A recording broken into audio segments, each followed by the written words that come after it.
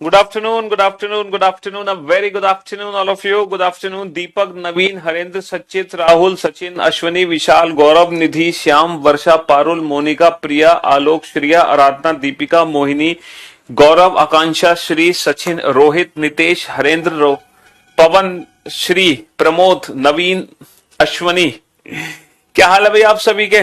बढ़िया, first class, शानदार जानदार, एकदम झकास। तो स्वागत है आप सभी का रीजनिंग स्पेशल बैच, है ना। और जैसे कि आप जानते हैं कि ये जो बैच है ये हर उस एग्जाम के लिए है जिसमें रीजनिंग आती है। आप अपने मन से ये डाउट निकाल दिया करो, क्या सर मैं एसएससी, है ना, सीजीएल की तैयारी कर रहा हूँ, सर मैं यूपी कांस्टेबल की तैयारी कर रहा हूँ, सर मैं एसएससी जीडी की तैयारी कर रहा हूँ या रेलवे की तैयारी कर रहा हूँ, तो मुझे क्या पढ़ना चाहिए। तो मैं आपको बता चुका हूं ये जो बैच है ये हर उस एग्जाम के लिए है ना, जिससे रिलेटेड क्वेश्चन, मतलब जिसमें रीजनिंग आएगी। ठीक है, हम हर एग्जाम की रीजनिंग इस बैच में पढ़ रहे हैं, पढ़ेंगे। ठीक है, हाँ जी, हर एग्जाम, चाहे वो एसएससी हो, रेलवे हो, टीचिंग हो, डिफेंस हो, बैंक हो, यूपीएससी हो, पुलिस हो, कोई भी पेपर क्यों ना हो। ठीक है जी, हाँ जी। तो जैसे कि आपको पता है आज हम शुरू करने वाले हैं, है ना, क्या बताया था मैंने आप लोगों को, आज हम शुरू करेंगे कोडिंग डिकोडिंग चैप्टर। तो हमारी शुरुआत हो रही है कोडिंग डिकोडिंग चैप्टर से। और जैसे कि आप जानते हैं ये जो चैप्टर है ना, कोडिंग डिकोडिंग चैप्टर, इस चैप्टर से कोई भी एग्जाम आ जाए, कोई भी पेपर हो जिसमें रीजनिंग आती है, तो कम से कम 5 से 6 क्वेश्चन हमारे बनते ही बनते हैं इस टॉपिक से रिलेटेड। और बहुत ही इंपॉर्टेंट, देखो इंपॉर्टेंट तो हर चीज है हमारे लिए, इंपॉर्टेंट तो सब कुछ है, लेकिन ये कुछ ज्यादा ही है, क्योंकि रीजनिंग का वैसे असली मतलब कोडिंग डिकोडिंग से ही होता है।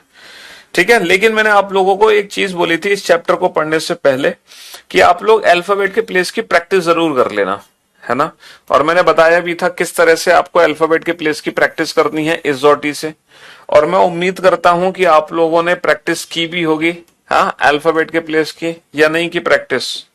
क्यों भाई?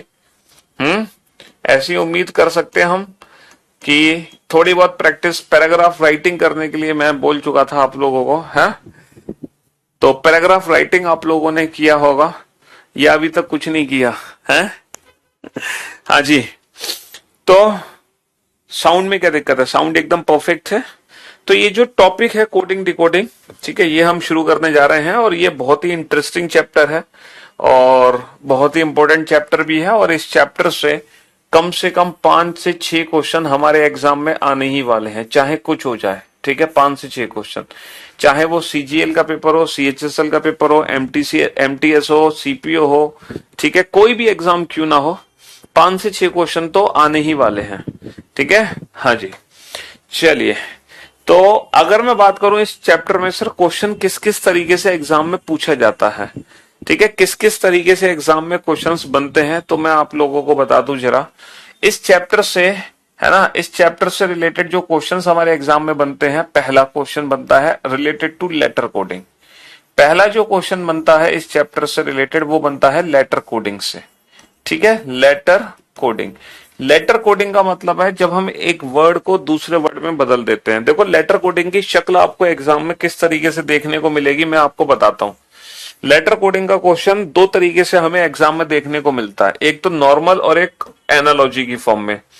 देखो नॉर्मल क्वेश्चन कैसे मिलता है, जैसे क्वेश्चन लिखा होगा कुछ इस तरीके से कि अगर मैं हिंदी में लिखूं तो हिंदी में क्वेश्चन मिलेगा किसी कूट भाषा में, किसी कूट भाषा में, किसी कूट भाषा में, है ना, चेयर को, किसी कूट भाषा में चेयर को, किसी कूट भाषा में चेयर को XHZRI में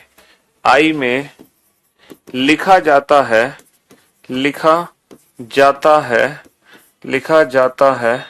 ठीक है, उसी कूट भाषा में, उसी कूट भाषा में, उसी कूट भाषा में टेबल को क्या लिखेंगे, टेबल को क्या लिखेंगे। अच्छा एक चीज मैं आप लोगों को बता दूं क्या लिखेंगे, कि एग्जाम में जब ये क्वेश्चन आएगा तो किसी कूट भाषा में चेयर को किसी पर्टिकुलर, ये जो वर्ड है ना चेयर, बेटा इसको हिंदी में नहीं लिखेंगे। आप ये मत सोचना कि सर इसकी हिंदी क्यों नहीं लिखी आपने, है ना, इसकी हिंदी नहीं लिखी होगी क्योंकि यहाँ पे हम अल्फाबेट को कोड कर रहे हैं। यहाँ पर हम एक वर्ड को कोड कर रहे हैं दूसरे वर्ड में, और जो वर्ड कोड हो रहा है ना वो इंग्लिश का वर्ड है। ठीक है, हम एक वर्ड को दूसरे वर्ड में चेंज कर रहे हैं किसी पर्टिकुलर लॉजिक से। चेयर को जब मैंने इस वर्ड में बदला है तो डेफिनेटली उसके पीछे कोई ना कोई लॉजिक है। क्या है? कोई ना कोई लॉजिक। उसी लॉजिक को हमें आइडेंटिफाई करना है, और जब हम लॉजिक को पता लगा लेंगे तो फिर हम टेबल को भी कोड कर सकते हैं। इंग्लिश में क्वेश्चन कैसे लिखा होगा?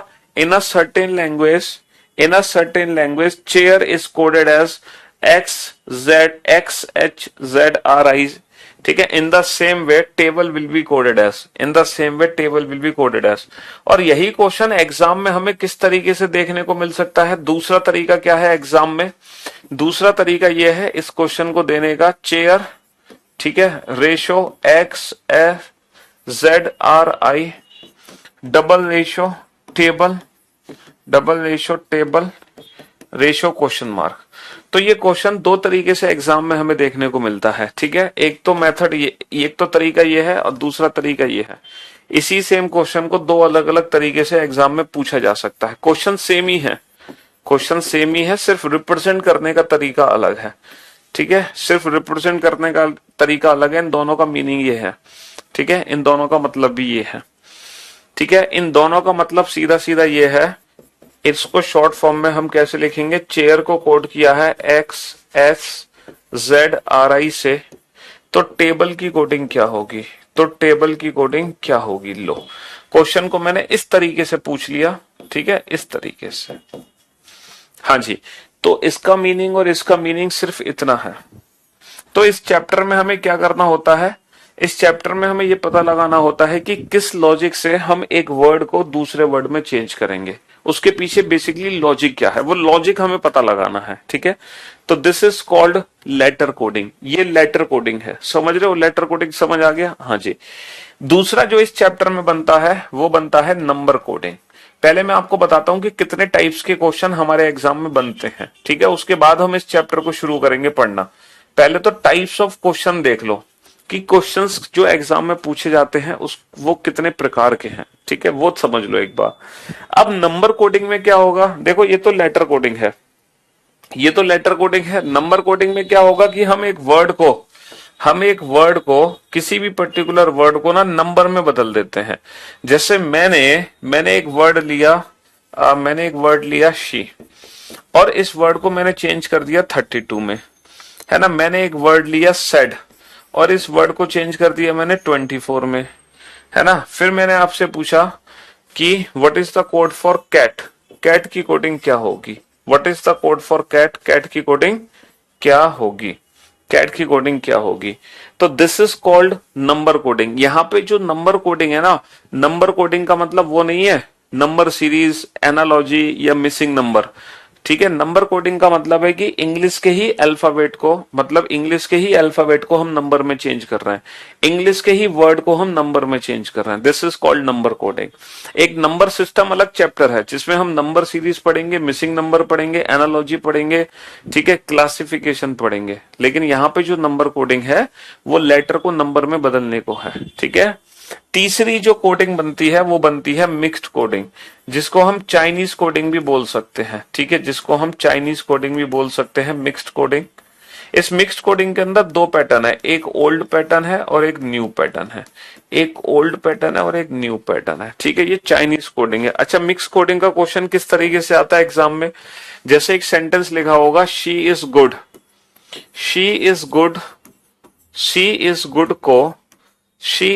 को नीलोपो लिखा जाता है, कॉमा ही इज बैड को पोटो को लिखा जाता है। ठीक है, then what is the code for she? तब शी को क्या लिखा जाएगा? ठीक है, इसको हम चाइनीज कोडिंग भी बोल सकते हैं। इसको क्या बोल सकते हैं? इसको हम चाइनीज कोडिंग भी बोल सकते हैं। दिस इज मिक्स कोडिंग का ओल्ड पैटर्न। ठीक है, ये मिक्स कोडिंग का ओल्ड पैटर्न है जिसको हम चाइनीज कोडिंग भी बोल सकते हैं, कि एक पर्टिकुलर वर्ड को हम एक सेंटेंस को दूसरे सेंटेंस में चेंज कर रहे हैं। तो फिर हमसे पूछा है कि बताओ सी को क्या लिखा जाएगा। ठीक है, सी की कोडिंग क्या होगी, what is the code for C. अच्छा, इसी का न्यू पैटर्न क्या होगा। न्यू पैटर्न कुछ इस तरीके से होता है कि शी इज गुड को, ये तो ओल्ड पैटर्न है जो कि चाइनीज पैटर्न है, इसी का नया पैटर्न क्या हो गया, शी इज गुड को चेंज किया गया है T3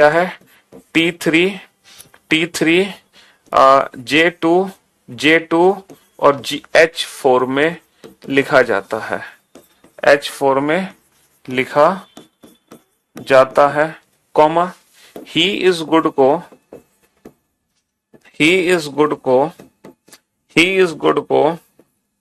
I2 J2 और H4 में लिखा जाता है, H4 में लिखा जाता है।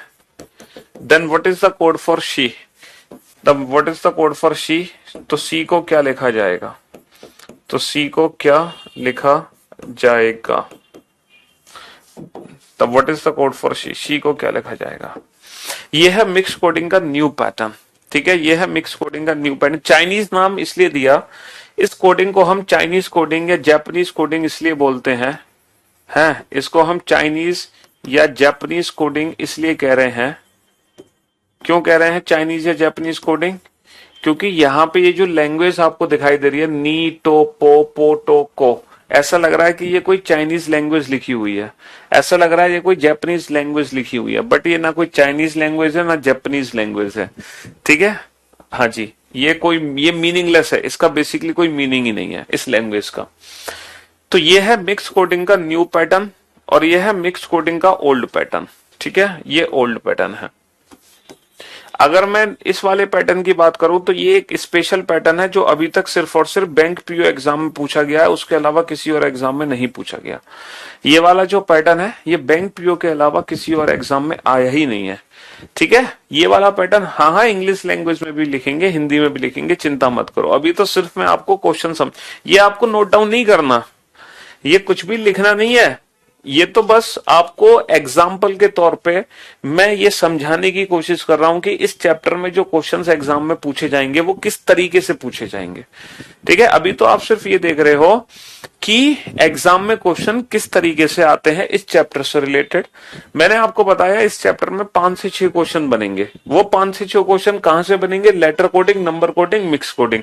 तो आपको ये पता होना चाहिए what is letter coding, what is number coding, what is mix coding. तो ये लेटर कोडिंग है जिसमें हम एक वर्ड को दूसरे वर्ड में चेंज करते हैं, लेकिन जब चेंज करते हैं तो 2 तरीके से क्वेश्चन बनता है, एक तरीका, दूसरा तरीका एनालॉजी फॉर्मेट। दूसरा ये नंबर कोडिंग है जिसमें हम वर्ड को नंबर में बदल रहे हैं। तीसरा ये मिक्स कोडिंग है जिसमें पूरा का पूरा सेंटेंस ही कोड हो रहा है, पूरा का पूरा सेंटेंस ही कोड हो रहा है। तो कोडिंग बेटा कितने तरीके से करते हैं, कोडिंग 3 तरीके से करते हैं। पहला तरीका कोडिंग का ये है, ठीक है, दूसरा तरीका ये है कोडिंग का, और जो थर्ड मेथड है वो ये है, यह है तीसरा मेथड कोडिंग का। ठीक है, चौथा भी मेथड है कोडिंग का जो मैट्रिक्स कोडिंग है, हालांकि ये टॉपिक अलग है। चौथा है मैट्रिक्स, वो टॉपिक ही अलग है ना, उसको हम बाद में पढ़ते हैं। ये भी कोडिंग डिकोडिंग का ही पार्ट है, मैट्रिक्स यानी कि ट्रेंड्स, ये भी कोडिंग डिकोडिंग का ही पार्ट है जिसको हम कोडिंग डिकोडिंग के बाद पढ़ेंगे। ठीक है जी, हाँ जी। तो सबसे पहले हम शुरू करते हैं, अब आप लोग हेडिंग डालो। सबसे पहले हम स्टार्ट करते हैं लेटर कोडिंग। ये लेटर कोडिंग क्या है, और सर जब एग्जाम में क्वेश्चन आएगा तो हम इस क्वेश्चन को बनाएंगे कैसे, हमें कैसे पता चलेगा सर इस क्वेश्चन में लॉजिक क्या है, क्योंकि सर हमने आज से पहले जिंदगी में कभी रीजनिंग नहीं पढ़ी सर हम तो अपनी लाइफ में पहली बार ही रीजनिंग पढ़ रहे हैं, तो सर हम नहीं जानते कोई लॉजिक वॉजिक। हमें तो आप बताओ कि लॉजिक को पहचाना कैसे जाता है, कैसे हम बता पाते हैं कि कोई भी वर्ड है ना किस लॉजिक से दूसरे वर्ड में चेंज होगा। जी हाँ, तो चिंता मत करो, आपको सारे लॉजिक्स पता चलेंगे, और इस चैप्टर को पढ़ने के बाद फिर आप दुनिया का कोई भी क्वेश्चन कोडिंग टू कोडिंग का बना पाओगे। ठीक है, बस आपको एक बेसिक सी है ना मेथड, बेसिक सी प्रैक्टिस आपको करनी है, जो मैंने आपको समझाया था। इजोटी की प्रैक्टिस, पैराग्राफ राइटिंग आप लोग कर लो ताकि अल्फाबेट के प्लेस की प्रैक्टिस हो जाए। ठीक है, क्योंकि जब तक आपको अल्फाबेट के प्लेस की प्रैक्टिस नहीं होगी, आप आंसर तो दोगे लेकिन आंसर आने में फिर टाइम लगेगा, और वो कम करने के लिए अल्फाबेट का प्लेस आपको पता होना चाहिए। चलिए, तो अब मैं आपको दुनिया का हर लॉजिक समझाऊंगा, दुनिया के हर वो लॉजिक जिससे रिलेटेड एग्जाम में क्वेश्चन आज तक पूछे गए हैं और पूछे जाएंगे, और हम इसको डिफाइन करते हैं टोटल 7 पैटर्न में। अगर मैं लेटर कोडिंग की बात करूं तो लेटर कोडिंग में टोटल 7 पैटर्न बनते हैं, 7 पैटर्न। मैं आप लोगों को 7 पैटर्न बताऊंगा, सिर्फ 7 पैटर्न, और उन 7 पैटर्न से दुनिया का कोई भी क्वेश्चन बनाया जा सकेगा। ठीक है, जब आपको 7 पैटर्न पता चल जाएंगे ना, उसके बाद दुनिया का कोई ऐसा क्वेश्चन नहीं है जो आप बना ना पाओ। ठीक है, लेटर कोडिंग से रिलेटेड। अब वो 7 पैटर्न कौन कौन से हैं, जरा उनको समझने की कोशिश करते हैं। तो सबसे पहला क्वेश्चन आज की क्लास का नोट डाउन करो, है ना। किसी एक in a certain language hand is written as IBOE, in a certain language hand is written as IBOE, in the same way silk will be coded as. किसी कूट भाषा में हैंड को IBOE लिखा जाता है, उसी कूट भाषा में सिल्क को क्या लिखा जाएगा। देखो, ये जो मैंने क्वेश्चन लिखा है, ये आपको पता है एग्जाम में किस तरीके से पूछा जाएगा। एग्जाम में इस तरीके से पूछा जाएगा, या तो इस तरीके से पूछा जाएगा, या फिर इस क्वेश्चन को मैं एनालॉजी की फॉर्म में पूछूंगा। इस क्वेश्चन को किस फॉर्म में पूछूंगा, एनालॉजी की फॉर्म में पूछूंगा। ये क्वेश्चन पूछने के 2 तरीके हैं, या तो इस तरीके से या इस तरीके से, लेकिन हमने कोई भी तरीका नहीं लिखा, हमने थर्ड मेथड लिखा है। ये वाला तरीका क्यों अपनाया हमने क्वेश्चन को लिखने का, ये वाला तरीका हमने इसलिए अपनाया क्योंकि हमें क्वेश्चन पूरा लिखना नहीं पड़ा, वरना क्वेश्चन को मुझे पहले हिंदी में लिखना पड़ता, फिर क्वेश्चन को इंग्लिश लैंग्वेज में लिखना पड़ता। ठीक है, तो यहां पर लैंग्वेज को भूल जाओ, कोडिंग डिकोडिंग में लैंग्वेज को भूल जाओ। ठीक है, सिर्फ काम की बात पे ध्यान दो कि वर्ड को किस लॉजिक से हम चेंज कर रहे हैं दूसरे वर्ड में। हमें बेसिकली लॉजिक को पता लगाना है। साउंड एकदम परफेक्ट है बेटा, है ना। हाँ जी, तो ये क्वेश्चन बड़ा आसान सा क्वेश्चन है। हर बच्चे को इस क्वेश्चन में लॉजिक पता चल गया होगा, हर एक बच्चे को। ठीक है, हाँ जी, हर स्टूडेंट जानता है कि ये क्वेश्चन कैसे सॉल्व होना है। सर, हर एक लेटर में +1 कर दो, और कुछ भी करने की जरूरत नहीं है। हर एक लेटर में +1 कर दो, HIABNODE। तो सर, हर एक लेटर में +1 कर दो और हमारे क्वेश्चन का आंसर आ जाएगा S+1T, I+1J, L+1M, K+1L। तो हमारा आंसर आ गया TJML। क्या बात है सर, आंसर आ गया TJML। लेकिन क्या दुनिया के हर क्वेश्चन लेटर कोडिंग के इतनी आसानी से सॉल्व हो जाएंगे? जैसे मान लो एक और वर्ड मैं आपसे दूं, एक वर्ड और दूं मैं आप लोगों को, और वो वर्ड है बेटा, वो वर्ड है टीम। एक वर्ड है टीम, और इस वर्ड को मैंने चेंज किया NBFU से, NBFU से, और फिर मैंने आपसे पूछा what is the code for play. Play की कोडिंग क्या होगी? What is the code for play, play की कोडिंग क्या होगी? अब आप इस क्वेश्चन को कैसे बनाओगे? हाँ, इस क्वेश्चन को कैसे सॉल्व करोगे? सर, अगर इस क्वेश्चन में मैं ऊपर वाला पैटर्न अप्लाई कर दूं, ऊपर वाला पैटर्न अगर मैं इस क्वेश्चन में यूज कर लूं, तो मुझे क्या पता चलेगा? सर, टी को जब मैं एन में चेंज कर रहा हूं तो बेटा 20 और 14 यानी कि -6 कर दिया, है ना। जब ई को मैं बी में चेंज कर रहा हूं तो बेटा 5 और 2 तो यानी कि -3 कर दिया। एक को जब मैं एफ में चेंज कर रहा हूं तो बेटा 1 और 6 यानी कि +5 कर दिया, और 13 को जब मैं 21 में चेंज कर रहा हूं तो मैंने +8 कर दिया।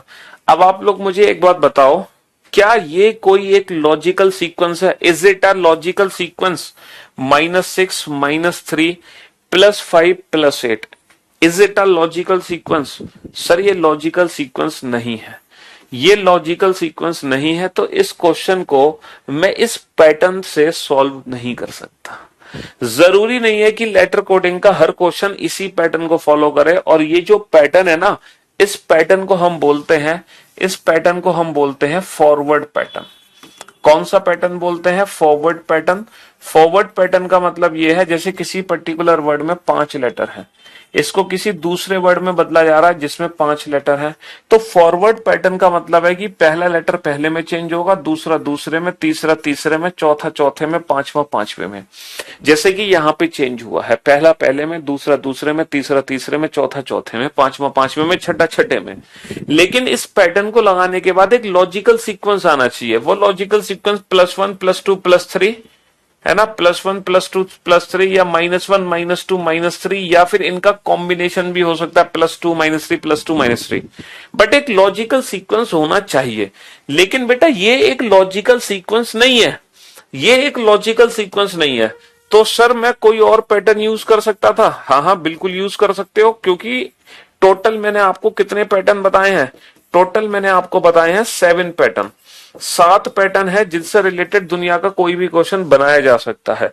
लेकिन अभी जो हमने पैटर्न देखा वो सबसे पहला पैटर्न देखा, फॉरवर्ड पैटर्न।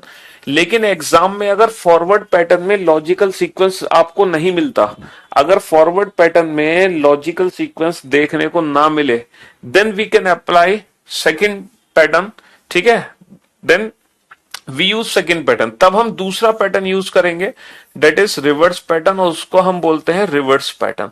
अच्छा, रिवर्स पैटर्न में क्या होगा? रिवर्स पैटर्न में यह होगा जैसे 5 लेटर है ना, इसको दूसरे वर्ड में चेंज किया, उसमें भी 5 लेटर है। तो रिवर्स पैटर्न कहता यह है बाबू की पहला लेटर पहले में चेंज मत करो, दूसरा दूसरे में, तीसरा तीसरे में, चौथा ऐसा नहीं।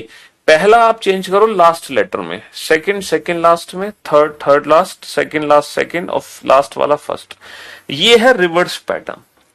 तो अगर बेटा साउंड आ रही है परफेक्ट, तुम पागल पागल हो गए हो क्या? साउंड नहीं आ रही, साउंड नहीं आ रही। हाँ, तो अगर फॉरवर्ड पैटर्न में लॉजिकल सीक्वेंस नहीं है, then we use second, that is reverse pattern.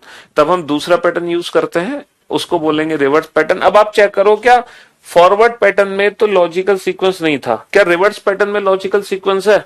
Sir TU, T+1U, EF, E+1F, AB, A+1B, MN, M+1N। Sir +1+1+1+1, जी हाँ भाई और बहनों, ये एक लॉजिकल सीक्वेंस है। जैसे ये एक लॉजिकल सीक्वेंस था, तो ये भी एक लॉजिकल सीक्वेंस है।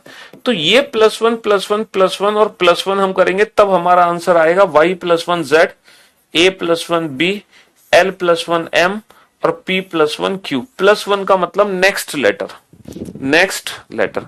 +1 का मतलब क्या होगा? Next letter. तो जो हमारा आंसर आएगा वो इससे आएगा। अब सर एग्जाम में हमें पता कैसे चलता है कि क्या क्या लॉजिकल सीक्वेंसेस है, क्या क्या लॉजिकल सीक्वेंसेस नहीं है? हमें एग्जाम में पता कैसे चलेगा? हाँ, चलिए तो अब हम ये डिस्कस कर लेते हैं कि लॉजिकल सीक्वेंसेस क्या क्या होते हैं। मैं कुछ सीक्वेंस यहां पे लिख रहा हूं, आप बताना कौन से लॉजिकल सीक्वेंस है, कौन से नहीं। +2 -3 +2 -3 +2 -3, ठीक है। दूसरा है +2 -5 -6 +1 -9 +10। तीसरा है +2 +2 -3 +5 -7 +11। उसके बाद है +2 +1 +3 +5 +7 +9। उसके बाद है -2 -4 -6 -8 -10। उसके बाद है +3 -7 +3 -7 +3 -7। हाँ जी, उसके बाद है -2 -2 +4 +9 +10 -10। अब आप ये मैंने कुछ सीक्वेंसेस लिखे हैं, इनमें से आप ये पहचानने की कोशिश करो कि कौन कौन से लॉजिकल सीक्वेंसेस हैं। ये तो गेम की तरह है सर, मजा आ रहा है बनाने में। हाँ जी, गेम ही है ये, एक गेम है। आपके माइंड का लेवल चेक होगा, आपकी दिमाग की क्षमता चेक की जाएगी, ठीक है। आप कितने तार्किक हो, है ना, आपका मेंटल लेवल क्या है, इस चैप्टर से यही चेक होता है। देखो फिर बच्चा पूछ रहा है CGL aspirant to reasoning class, ये ठीक है। अरे भैया ये बैच हर एग्जाम के लिए है, ठीक है। हाँ हाँ PNG मिलेगा, क्यों नहीं मिलेगा। तो मेरे दोस्त, मेरे भाई, +2 -3 +2 -3 प्लस, ये एक लॉजिकल सीक्वेंस है।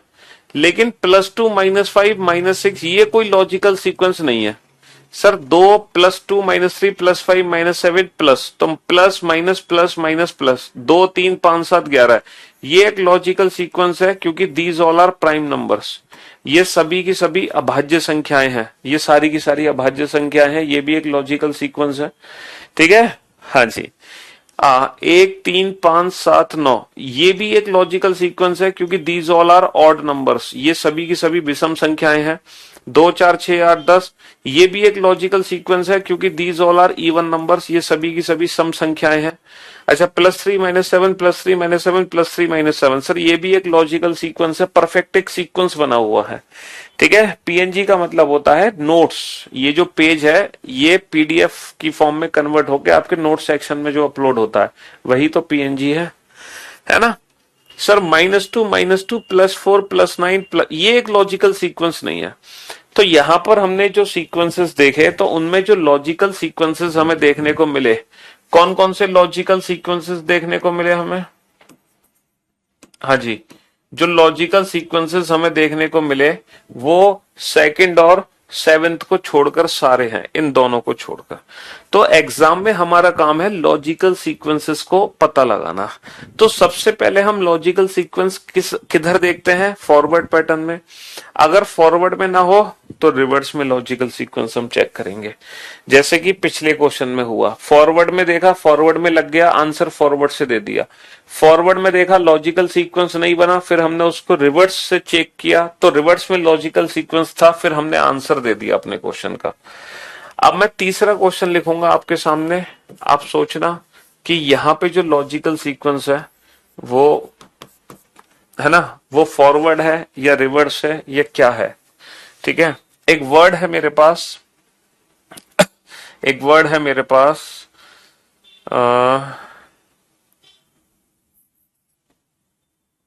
पिंक, एक वर्ड है मेरे पास पिंक। ठीक है, और पिंक वर्ड की मैंने कोडिंग कर दी, पिंक वर्ड की मैंने कोडिंग कर दी LLM और LMN, सॉरी एक सेकेंड,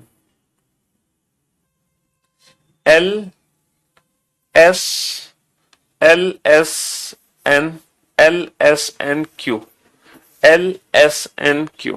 ठीक है, ये कोडिंग मैंने कर दी, LSNQ। पिंक की मैंने कोडिंग कर दी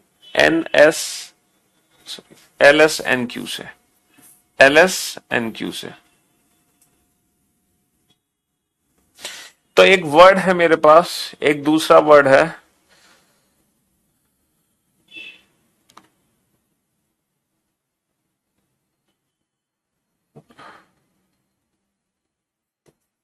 काइट।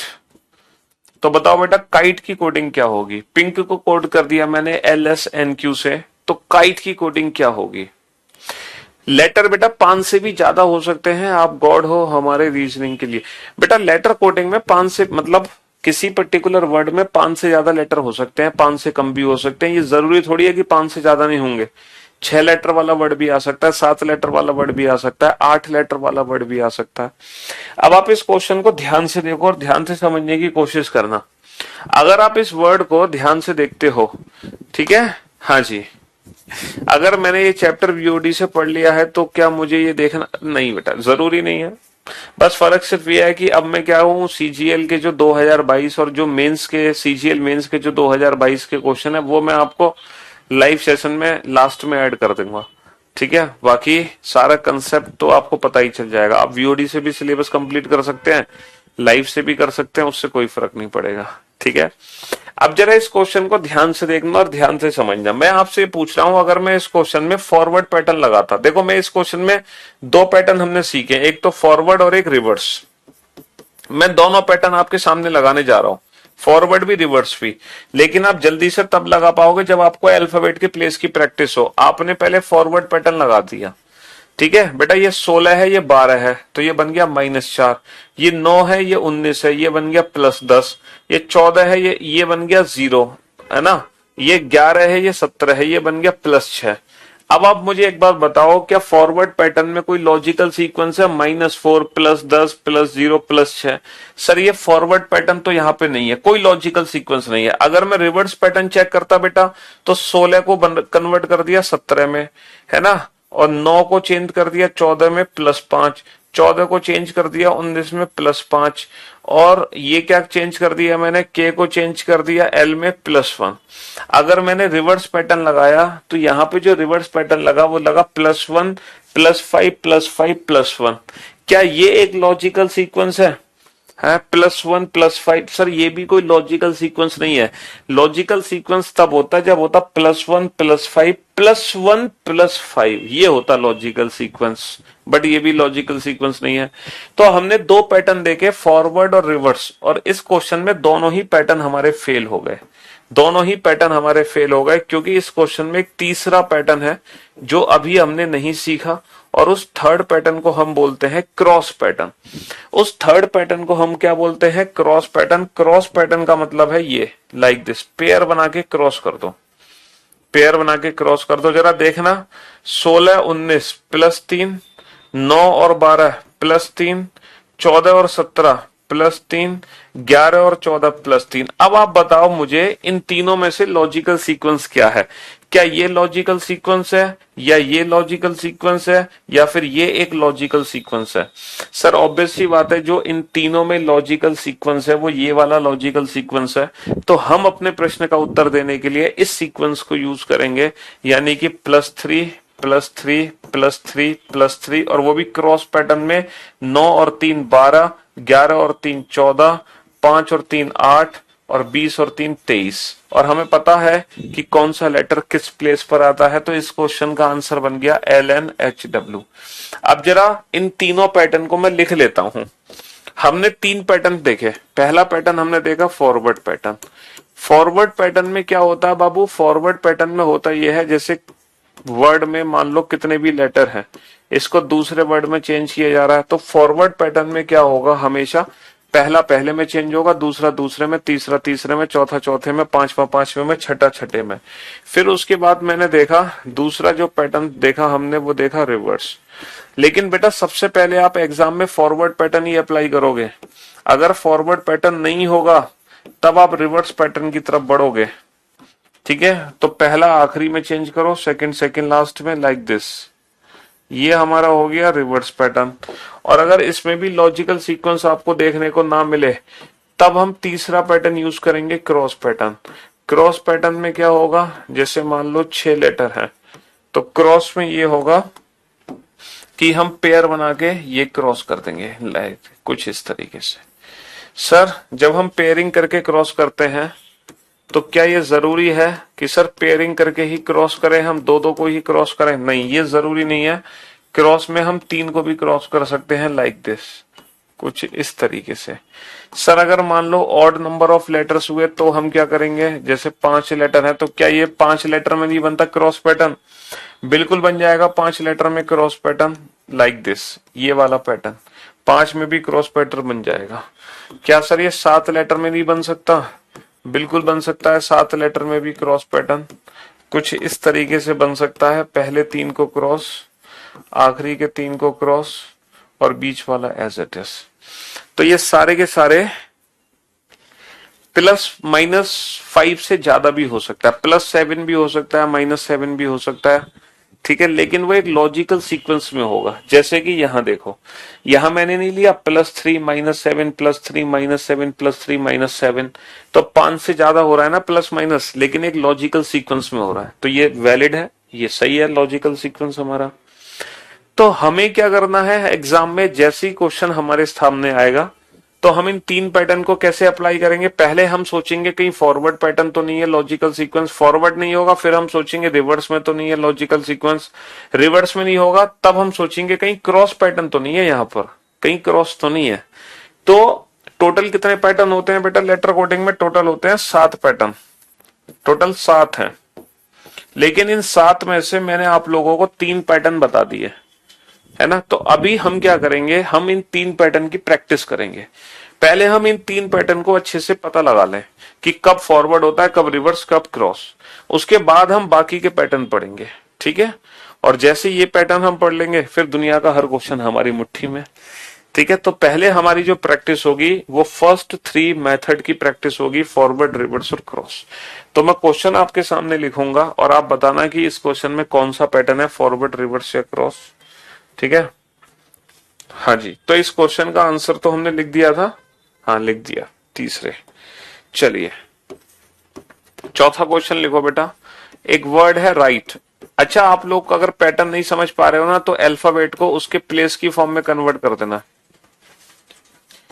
तो माइट की कोडिंग क्या होगी, और जैसे ही अल्फाबेट को आप उसके प्लेस की फॉर्म में कन्वर्ट करोगे आप तुरंत लॉजिक बता दोगे। ठीक है, एक वर्ड है चेयर, इसको कोड किया, तो बताओ टेबल की कोडिंग क्या होगी। इन दोनों क्वेश्चन के आंसर चाहिए मुझे। ठीक है, हाँ जी, पीछे कर लो, पीछे क्या है। और जो भी नोट्स है बेटा आप लोग साथ के साथ क्लास में खुद बनाते चले जाओ, दोबारा से बनाने का समय आपको नहीं मिलेगा। ठीक है, दोबारा तो सिर्फ आप क्लास पीएनजी से रिवीजन कर सकते हो। अभी तो आप अपने नोट्स खुद ही बना सकते हो, क्योंकि मैंने आपको बताया था कि अगर आप अपनी लाइफ में पहली बार, ठीक है, मैंने आपको बताया नहीं है अल्फाबेट के प्लेस कैसे याद करने हैं। पहली क्लास देखो, पहली क्लास में आपको बताया, इजोटी पे प्रैक्टिस करने को बोला था आपसे। ठीक है, एक पैराग्राफ राइटिंग करने के लिए मैंने बोला है, एक पैराग्राफ राइटिंग कर लो, एक पैराग्राफ राइटिंग कर लो। ठीक है, और पहले इजोटी पे 10 मिनट की प्रैक्टिस कर लो और फिर 10 मिनट पैराग्राफ राइटिंग कर लो। इसके बाद जिंदगी में आपको लेटर के प्लेस याद करने की जरूरत नहीं पड़ेगी। हालांकि जब आप ये चैप्टर कंप्लीट करोगे तो चैप्टर के कंप्लीट होते होते भी अल्फाबेट के प्लेस की प्रैक्टिस बहुत अच्छे से हो जाएगी आपको। ठीक है,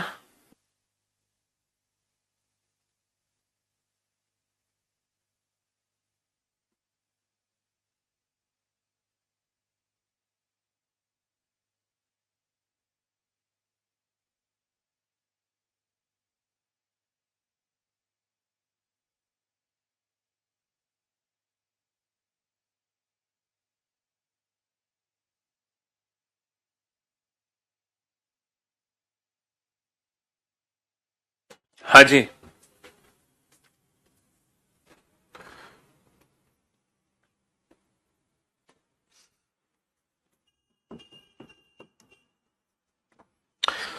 जी। तो बेटा सबसे पहले हम अपने मन में फॉरवर्ड पैटर्न सोचेंगे, फॉरवर्ड नहीं होगा तो रिवर्स पैटर्न सोचेंगे। ठीक है, हाँ जी, रिवर्स नहीं होगा तो क्रॉस। सर हमने क्या देखा, फॉरवर्ड पैटर्न देखो, फॉरवर्ड पैटर्न में लॉजिकल सीक्वेंस है सर, डब्ल्यू से वी बना -1, आर से क्यू बना -1, आई से एच बना -1, टी से एस बना -1, ई से डी बना -1। जी हाँ सर, फॉरवर्ड पैटर्न है। तो हर एक लेटर में -1 कर दो, आंसर आ जाएगा M-1 L, I-1 H, G-1 F, H-1 G और T-1 S। तो हमारा आंसर आ गया LHFGS। ठीक है, सबसे पहले हम फॉरवर्ड पैटर्न चेक करेंगे, फॉरवर्ड नहीं होगा तो सर CDE एक लेटर का गैप यानी कि +2, HIJ एक लेटर का गैप यानी कि +2। देखो +1 का मतलब होता है, +1 का मतलब जस्ट नेक्स्ट लेटर, -1 का मतलब ठीक पीछे वाला, +2 का मतलब 1 लेटर का गैप, +3 का मतलब 2 लेटर का गैप। ABC +2, IJK +2, RST +2, तो +2 +2 +2 +2 +2। सर ये एक लॉजिकल सीक्वेंस है, तो इसीलिए हम सर एक लेटर में +2 का मतलब 1 लेटर का gap, TUV ABC BCD LMN और EFG। तो हमारा आंसर आ गया VCDNG, VCDNG। तो ये दोनों क्वेश्चन हमने सॉल्व कर दिए फॉरवर्ड पैटर्न से। फॉरवर्ड के अलावा दूसरा पैटर्न लगाने की जरूरत नहीं पड़ी हमें, है ना। चलिए नेक्स्ट, एक वर्ड है हमारे पास श्याम। श्याम को मैंने कोड किया JXVEP से, तो बताओ पिंकू की कोडिंग क्या होगी। श्याम को कोड किया JXVEP से, तो पिंकू की कोडिंग क्या होगी। एक वर्ड है मेरे पास, एक वर्ड है मेरे पास लव, है ना। लव को कोड किया मैंने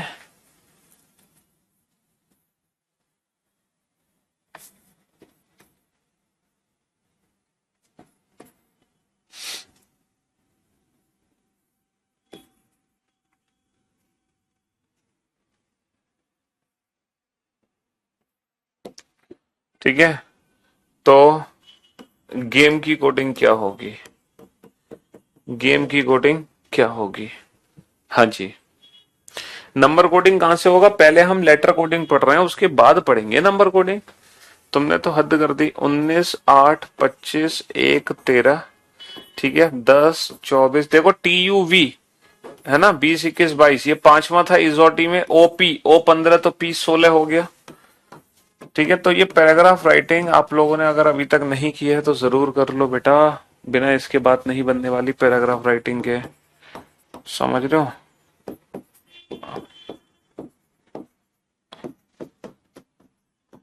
चलो अब आप चेक करो, फॉरवर्ड पैटर्न है या रिवर्स है या क्रॉस है, तीनों में से कौन सा पैटर्न है। आपको लॉजिकल सीक्वेंस देखना है।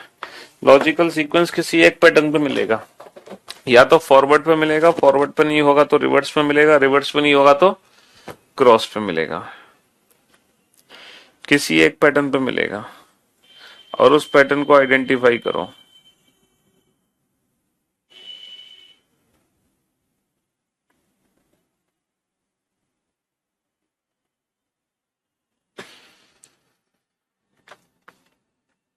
हाँ जी सर, अगर हम ध्यान दें इन दोनों क्वेश्चन, देखो दोनों क्वेश्चन के आंसर मुझे एक साथ चाहिए, एक एक करके आंसर मत दो। ना ना ना ना ना ना, एक एक करके आंसर मत दो, मैं एक एक करके आंसर देने वालों के खिलाफ हूं। मुझे एक एक करके नहीं, दोनों क्वेश्चन का आंसर एक साथ चाहिए। ठीक है, नाम तो तब लूंगा ना टॉप 20 स्टूडेंट का जो दोनों क्वेश्चन के आंसर मुझे एक साथ लिख के देंगे, तब मैं टॉप 20 स्टूडेंट के नाम लूंगा कि सबसे पहले कौन था बच्चा जिसने दोनों क्वेश्चन के आंसर मुझे एक साथ लिख के दिए। हाँ जी,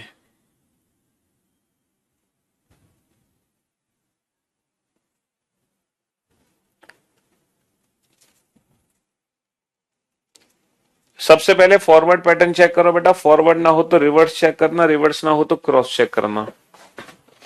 अच्छा, मैं आप लोगों को एक चीज बता दूं कि अंग्रेजी वर्णमाला में 1 से लेके 26 तक अक्षर होते हैं, जैसा कि आप जानते हैं कि 1 से लेके 26 तक अक्षर होते हैं हमारे। ये पहला अक्षर होता है, ये 26वां अक्षर होता है। लेकिन गलती से, जैसे मुझे मान लो मुझे लेटर बी है, बी का प्लेस कितना है सर, बी का प्लेस है 2, लेटर बी का प्लेस कितना है, बी का प्लेस है 2।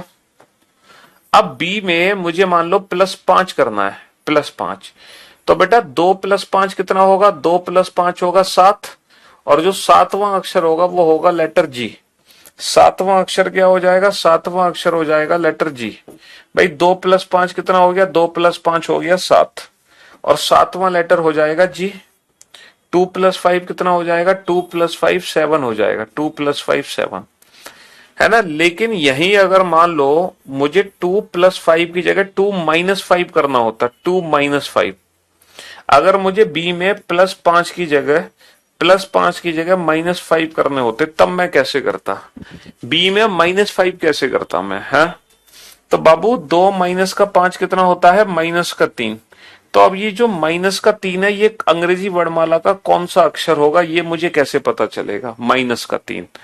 तो बेटा आपको क्या देखना है, -3 का मतलब 26 से कितना पीछे है, -3 का मतलब 26 से कितना पीछे सर, 26 से 3 पीछे है। तो बेसिकली 26 - 3 है, ये 26 - 3 23। तो ये अंग्रेजी वर्णमाला का 23वां अक्षर है, डेट इज डब्ल्यू।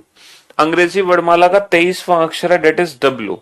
तो जब b -3 करोगे तो आप w पे पहुंचोगे, जैसे सॉरी b -5 करोगे तो आप w पे पहुंचोगे। 2 - का 5 -3, 26 - 3, 26 - 3 23, 23वां अक्षर यानी कि w।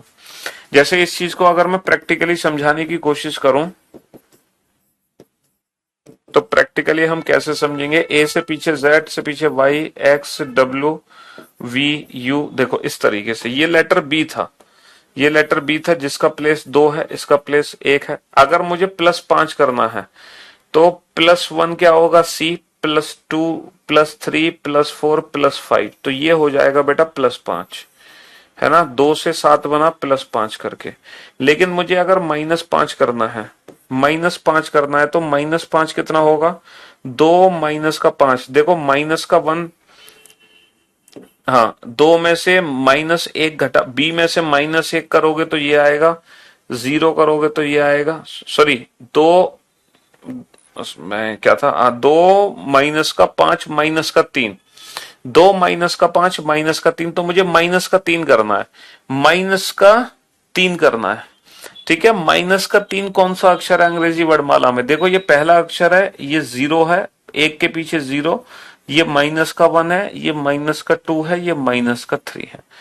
तो जब 2 में माइनस का 5 करोगे तो बेटा माइनस के 3 पे पहुंचोगे, और 2 में जब प्लस 5 करोगे तो 7 पे पहुंचोगे, 2 में माइनस 5 करोगे तो माइनस के 3 पे पहुंचोगे।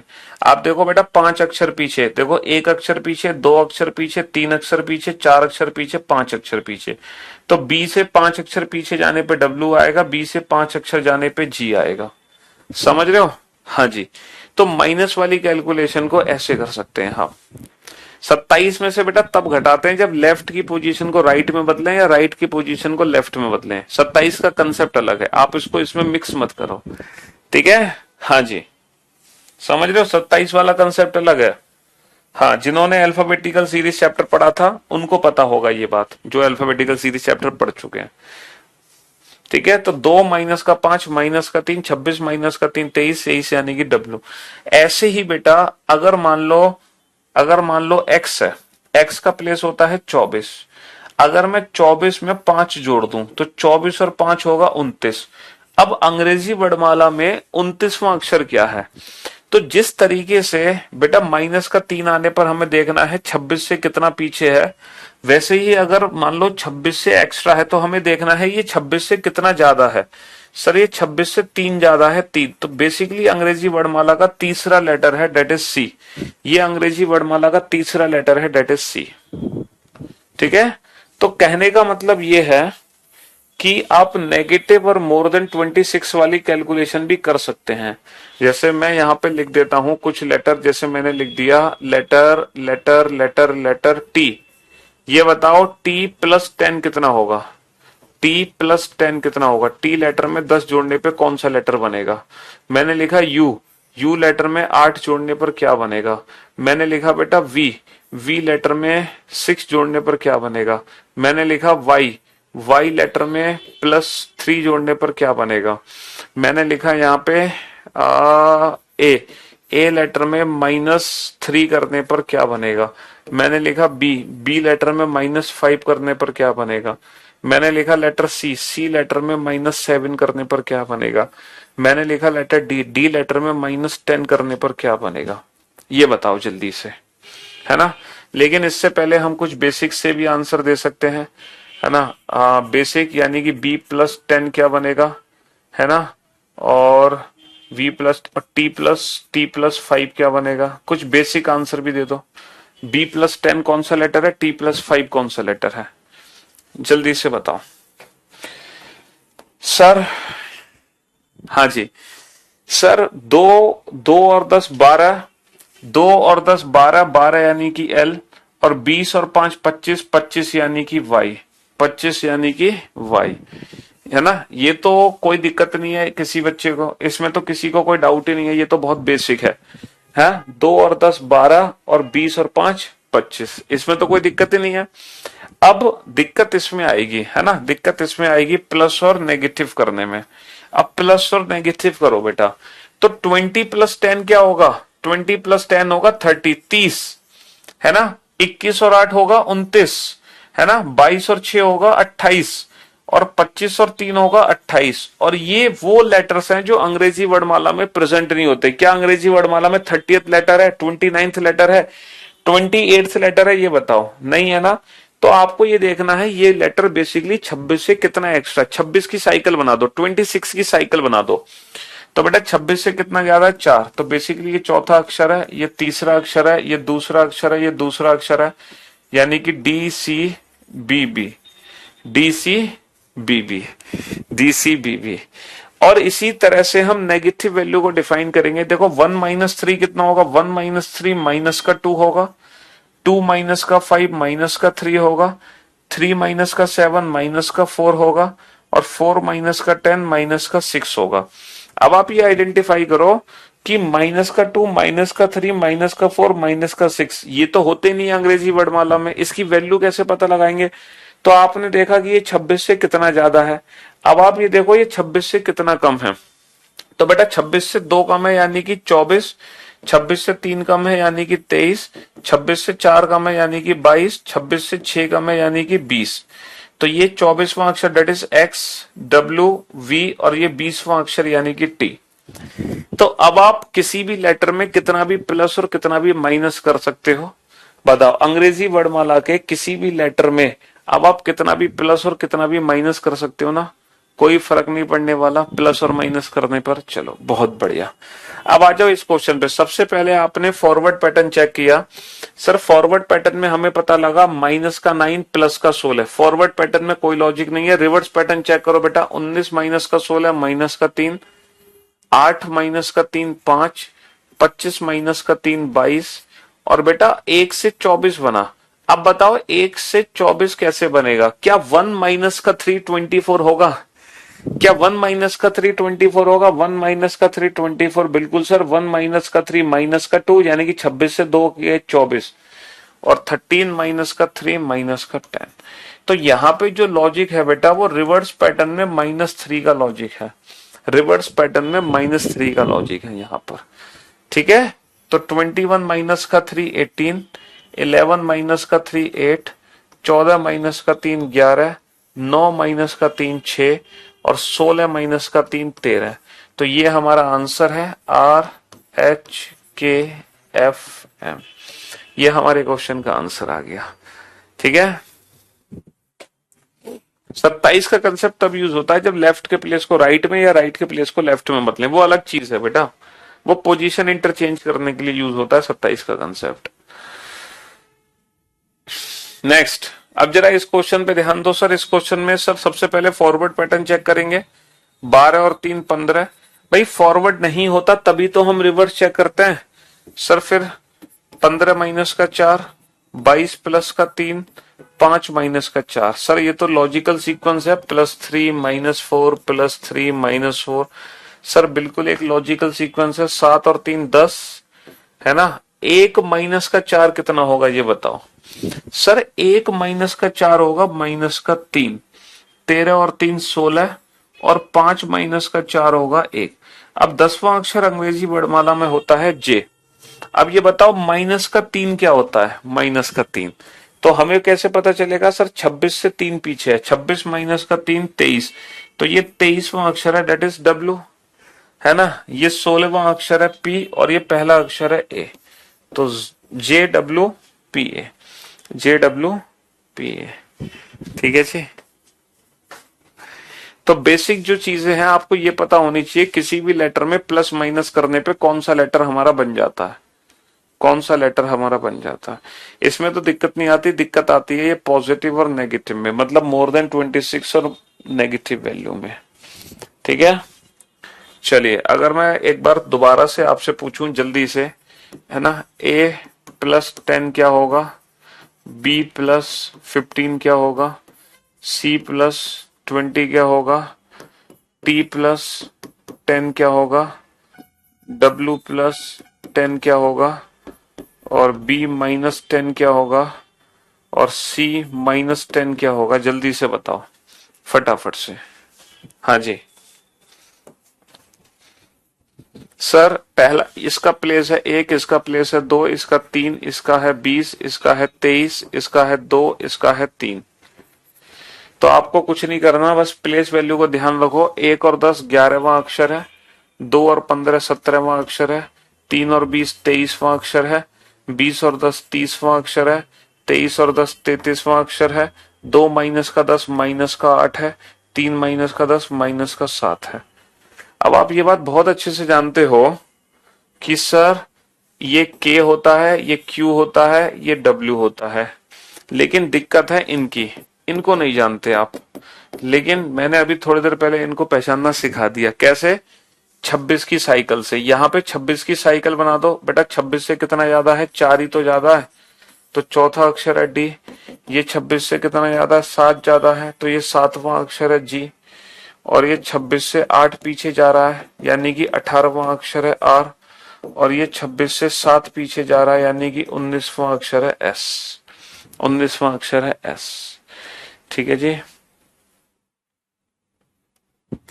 आप इस चीज को प्रूफ कर सकते हैं। A होता है पहला लेटर, B दूसरा, Z होता है 26। Z के बाद दोबारा से ABCDEFGH dot dot dot dot dot. ठीक है, दोबारा तो ये हो गया 27वां, ये 28वां, ये 29, ये 30, ये 31, ये 32 और ये 33, ये 34। देखो हमसे कौन सा लेटर पूछा था? 30। 30वां अक्षर हो गया डी। हमसे पूछा था 33। 33वां अक्षर हो गया जी। हमसे पूछा था माइनस। अच्छा, माइनस कैसे चलेंगे, है ना? जैसे जेड के बाद हमने ए को शुरू किया, ऐसे ए से पहले Z, Y, X, W, V, U, T, S, R. ये हो गए हमारे माइनस। वन से पीछे 0, -1, -2, -3, -4, -5, -6, -7, माइनस का 8। तो हमने कौन सा लेटर निकाला था? माइनस का 8। तो देखो माइनस का 8 हमारा आंसर क्या निकला था? आर। जरा चेक करना, माइनस का 8 आर है। हमने निकाला था माइनस का 7, जो कि आंसर था एस। सर माइनस का 7 एस है। ठीक है, हम इस चीज को प्रूव भी कर सकते हैं। समझ रहे हो? हाँ जी,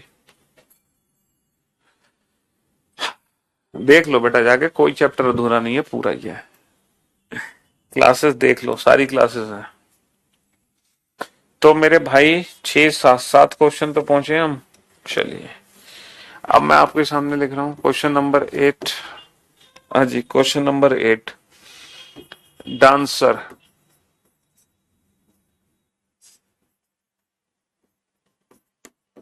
डांसर को मैंने कोड किया DGEPSF से। तो बताओ पब्लिक की कोडिंग क्या होगी? पब्लिक की कोडिंग क्या होगी? क्या बोलते रहे पब्लिक? हाँ जी, डांसर को कोड किया DGEPSF से, तो पब्लिक की कोडिंग क्या होगी?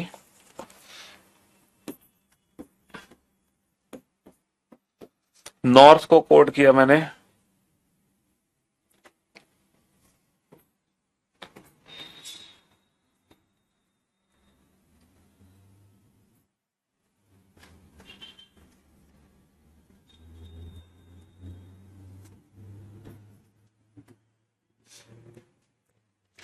तो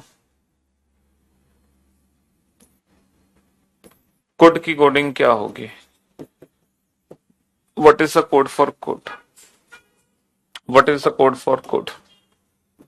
तो सबसे पहले जो लॉजिक हम चेक करते हैं बेटा एग्जाम में, वो फॉरवर्ड पैटर्न चेक करते हैं। अगर फॉरवर्ड पैटर्न में लॉजिक नहीं बनता, तब जाके हमें रिवर्स पैटर्न चेक करना है। और अगर रिवर्स में भी ना दिखाई दे, तो फिर हम क्रॉस पैटर्न चेक करेंगे। कौन सा पैटर्न चेक करेंगे? क्रॉस पैटर्न हम चेक करेंगे।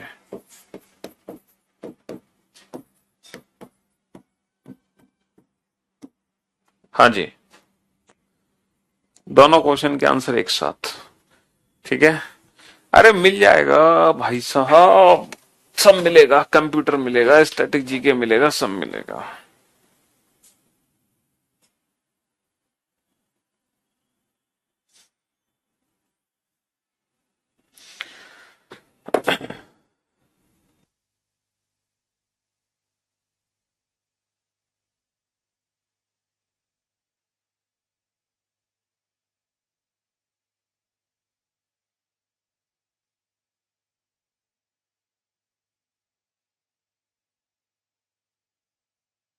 दोनों क्वेश्चन के आंसर बेटा एक साथ, एक एक करके नहीं। पहले चेक करो फॉरवर्ड पैटर्न है कि नहीं है। फॉरवर्ड नहीं है तो रिवर्स चेक करना। रिवर्स ना हो तो क्रॉस चेक करना।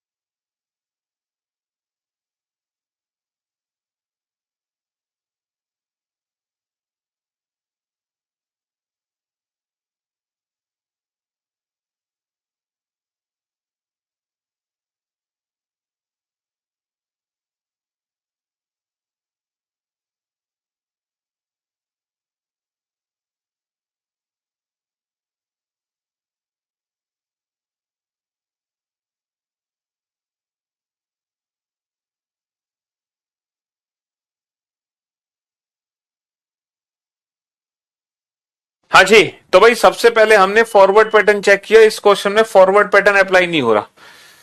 देखो 4 से 4 0, 1 से 7 +6, 14 से 5 -9।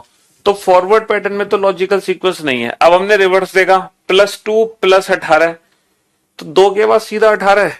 सर रिवर्स पैटर्न भी नहीं है, ना फॉरवर्ड ना रिवर्स। फिर हमने चेक किया क्रॉस पैटर्न, सर 4 से 7 बना, 1 से 4, हाँ सर क्रॉस पैटर्न लग गया +3 +3।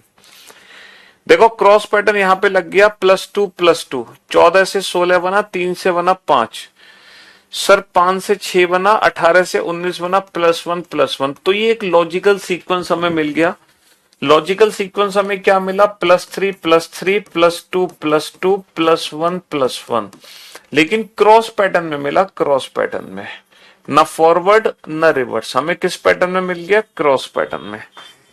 ठीक है, तो बेटा 21 और 3 24, 16 और 3 19, 12 और 2 14, 2 और 2 4, 3 और 1 4, 9 और 1 10, X S N D D J. तो हमारा आंसर आ गया X S N D D J. ठीक है जी, अब आ जाओ इस क्वेश्चन पे। सर सबसे पहले तो फॉरवर्ड ही चेक करते हैं, तभी तो रिवर्स चेक करेंगे। 14 और 3 17, 15 माइनस का 5 10, 18 और 3 21, 20 और 5 25, सॉरी 20 माइनस का 5 15, और 8 और 3 11। सर ये एक लॉजिकल सीक्वेंस है, +3 -5 +3 -5 +3 माइनस का 5 और +3। तो 13 और 3 और 3 6, 15 माइनस का 5 10, 21 और 3 24, 12 माइनस का 5 7, 4 और 3 7। तो आंसर आ गया FJXGG, FJXGG। तो सबसे पहले हम फॉरवर्ड पैटर्न लगाते हैं, देखते हैं कि लॉजिकल सीक्वेंस बना कि नहीं बना। अगर इसमें नहीं बनता तो रिवर्स लगाते हैं, रिवर्स ना लगे तो फिर हम क्रॉस लगाते हैं। ठीक है, तो अभी हमने 3 बेसिक से पैटर्न देखे, फॉरवर्ड रिवर्स क्रॉस। हालांकि अभी तो 4 पैटर्न और बचे हुए हैं, लेकिन अभी भी हमने इन पैटर्न की अच्छे से प्रैक्टिस अभी नहीं की है। अभी हमें और प्रैक्टिस करनी है फॉरवर्ड रिवर्स क्रॉस की। तो बाकी जो प्रैक्टिस है बेटा, ये तो फॉरवर्ड पैटर्न है ना। देखो 14 और 3 17, 15 और माइनस का 5 10, 18 और 3 21, 20 माइनस का 5 15, 8 और 3 11। तो +3 -5 +3 -5 +3। तो कल भी हम इन्हीं तीनों पैटर्न की प्रैक्टिस करेंगे, फॉरवर्ड रिवर्स एंड क्रॉस। ठीक है, कल भी हम इन्हीं तीनों पैटर्न की प्रैक्टिस करेंगे। ठीक है जी, उसके बाद जब हम ये 3 पैटर्न अच्छे से समझ लेंगे, फिर उसके बाद बाकी के 4 पैटर्न हम पढ़ेंगे। ठीक है जी हाँ, चलिए तो आज का सेशन हम यहीं समाप्त करते हैं। मुलाकात करते हैं कल आप लोगों से। Till then goodbye, love you all, take care, शुक्रिया, धन्यवाद, थैंक यू सो मच।